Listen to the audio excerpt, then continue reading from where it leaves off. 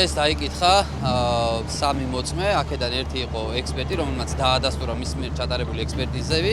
ასევე დაიკითხა ამბასადორის უსაფრთხოების უფროსი, რომელმაც გამოძიებას გადასცა ის კადრები, სადაც ასახულია, რომ გელა უძილაური უთვალთვალებს ლევან ჯანგველაძეს 16 და 22 თებერვალს. ასევე მოწმემ დაადასტურა, რომ კადრების გადაცემა მოხდა შედარებით გვიან. ლევანდელი პროცესზე დაკითხულმა ექსპერტს სხვადასხვა ექსპერტები ჰქონდა ჩატარებული, მათ შორის იყო ბრალდებული გიორგი კაჭკაჭაშვილის მობილური ტელეფონიდან ამოღებული ვიდეო მასალაზე ჩატარებული ექსპერტიზა, სადაც საუბარია და ხდება საქმის გარჩევა სანდრო წიწვიაძის მიმართ იარაღების გალევებასთან დაკავშირებით. ამ ფაქტზე ხმამაღლა მითხოვ ვაცხადებ, რომ რამდენიმე დღის წინ 12 თებერვალს სასამართლომ მიიღო გამომტყუნებელი განაჩენი სანდრო წიწვიაძის მიმართ და დამნაშავე ცნო იარაღების გასაღების ნაწილში. ექსპერტმა დაადასტურა ხმა, რომელიც არის გაჟღერებული ვიდეოს ბოლოს, ეკუთვნის გიორგი კაჭკაჭაშვილს. ეს იყო კატეგორიული დასკვნა.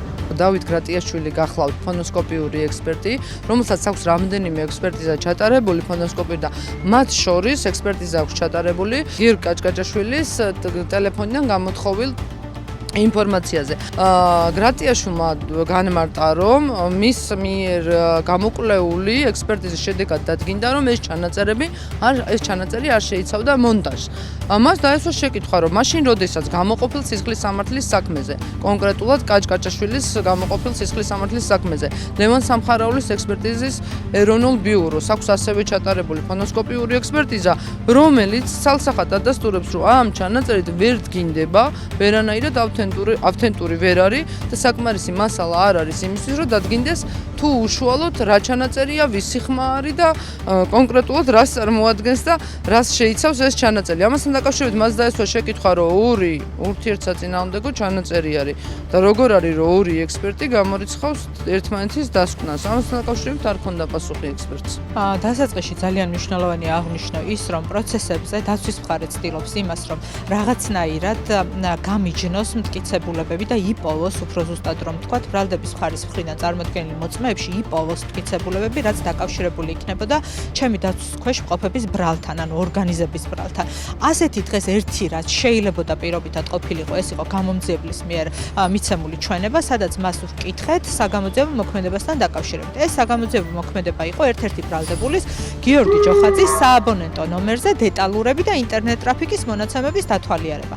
როდესაც ჩემი დაცვის ქვეშ მყოფებს პროკურორი ედავება, რომ ისინი გიორგი ჯოხაძის მეშვეობით გადასცემდნენ გელა უძილაურს ლევან ჯანგველაძის გადაადგილების მარშრუტზე, მნიშვნელოვანი იყო გამოკვეთილიყო, ჰქონდა თუ არა რაიმე ფორმის სატელეფონო კომუნიკაცია ან გიორგი მიქაძეს, ან დავით მიქაძეს გიორგი ჯოხაძესთან. ეს არ იყო პატარა ინფორმაცია, ეს იყო 4 წლის, სრული 4 წლის მონაცემი და გამომძიებელმა გვიპასუხა, რომ ამ მონაცემებში არც შემავალი ზარი, არც გამავალი ზარი, რაც დაადასტურებდა კომუნიკაციას გიორგი მიქაძეს და გიორგი ჯოხაძეს შორის არ ყოფილა, ასევე შემავალი ან გამავალი ზარი, რაც დაადასტურებდა კომუნიკაციას დავით მიქაძეს და გიორგი ჯოხაძეს შორის არ ყოფილა.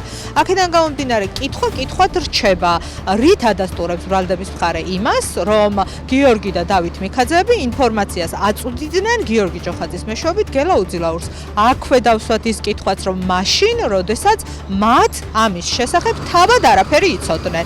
ის, რაც თავად არ იცოდნენ, გადაადგილების მარშრუტს გულისხმობ, ბუნებრივია ვერანაირი საშუალებით გადაცემული ვერ იქნებოდა გელა უძილაურს. ასევე მეორე მოწმე ამბასადორის უსაფრთხოების სამსახურის უფროსი მან დაადასტურა, რომ როდესაც თქვენ დაუსვით კითხვა, რომ ეს კადრები რატომ არ არის ამოღებული უშუალოდ სერვერიდან, პირველადი წყაროდან და არის მხოლოდ დაფიქსირებული მობილურით. აი ესე ძალიან მნიშვნელოვანია, გვაინტერესებს რატო დასვით თქვენ ეს კითხვა.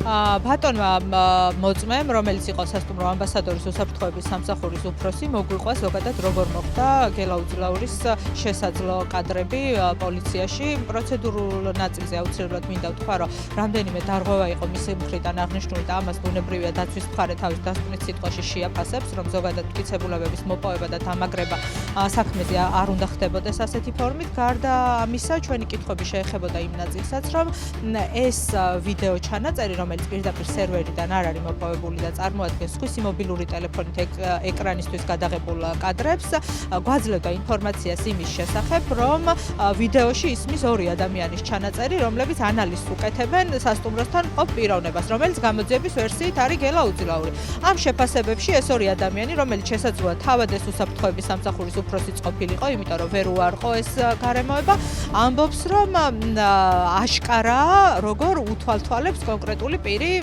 ბატონ ლევან ჯანგველაძეს. აქედან გამომდინარე, დაცვის მხარეს ჰქონდა კითხვა, თუ კი ასეთი შეფასებები ეკუთვნოდა მას ან მისი დაცვის თანამშრომლებს, ხომ, რომ აშკარა თვალთვალს ჰქონდა ადგილი, რას აკეთებდა ამბასადორის სასტუმროს უსაფრთხოება 2025 წლის თებერვალ-მარტის თვიდან 2025 წლის 7 ივნისამდე, როდესაც მათ ეს წარადგინეს საგამოძიებო უწყებაში. ამ საკითხებზე იყო ძირითადად ჩვენი შეკითხვა. პირველად ვიდეო კადრებზე, სადაც ის მარტივად ცნობს გია ჩადუნეს, მაგრამ ვერ ცნობს ვერას კონკრეტულად თავის თანამშრომელს, რომელიც უსაფრთხოების სამსახურის თანამშრომელი მოყვება, ასევე მხოლოდ ფიზიკურადაც ვერ ადასტურებს, რომელია ის და ასევე ხმებშიც ვერ განასხვავა ის მისი ხმა იყო თუ რომელიმე მისი თანამშრომელი. მოწმის სარწმუნოებასთან დაკავშირებით დაცვის მხარეს ბევრი კითხვა ჰქონდა, მხოლოდ ეს გარემოება არ იყო, რაც თქვენ აღნიშნეთ, გარდა ამისა იყო ზოგიერთ შეკითხვაზე პროკურორის მხრიდან დასმულზე ჰქონდა კატეგორიული პასუხი, რომ არა, თუმცა ჩაკითხვების შემდეგ ამბობდა, რომ არ ახსოვს.